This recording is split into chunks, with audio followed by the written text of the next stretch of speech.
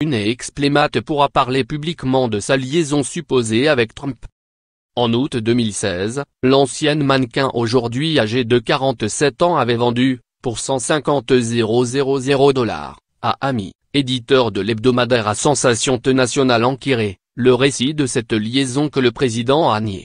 Mais mi-mars, Karen McDougal a saisi la justice pour faire annuler l'engagement, assurant avoir fait l'objet de pressions et de menaces pour garder le silence. Le nouvel accord, signé mercredi et consulté par l'agence France Presse, AFP, prévoit l'abandon de cette procédure. En échange, Karen McDougal n'est plus tenue au silence et pourra conserver la somme qu'elle avait reçue. Elle a accepté de reverser 10% des revenus qu'elle tirerait éventuellement de la vente de son histoire à un autre média, dans la limite de 75 000 $, selon le document. Karen McDougal affirme avoir eu une relation romantique de 10 mois en 2006 et 2007 avec Donald Trump, soit quelques mois après le mariage de ce dernier avec Melania Knauss et la naissance de son dernier fils, Baron. L'intéressée s'est dite soulagée de pouvoir raconter son histoire et impatiente de retrouver sa vie loin de l'attention publique, dans une déclaration transmise à l'AFP par son avocat, Petestri.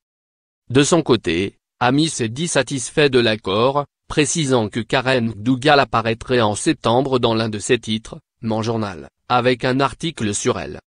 Selon le New York Times, l'avocat personnel de Donald Trump, Michael Cohen avait été consulté par le patron d'Ami, David Pecker, sur le témoignage de Karen McDougal. Le magazine The New Yorker a lui affirmé, citant des témoignages anonymes, qu'M.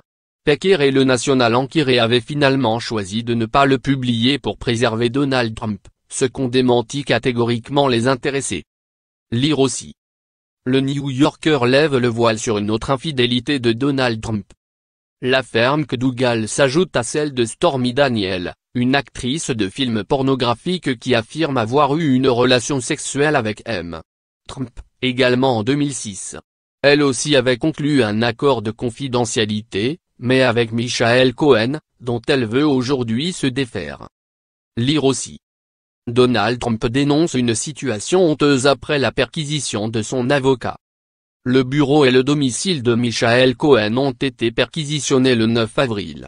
La justice a saisi de très nombreux documents et équipements. L'avocat demande aujourd'hui qu'en soit expurgé ce qui relève du secret des correspondances entre avocats et clients.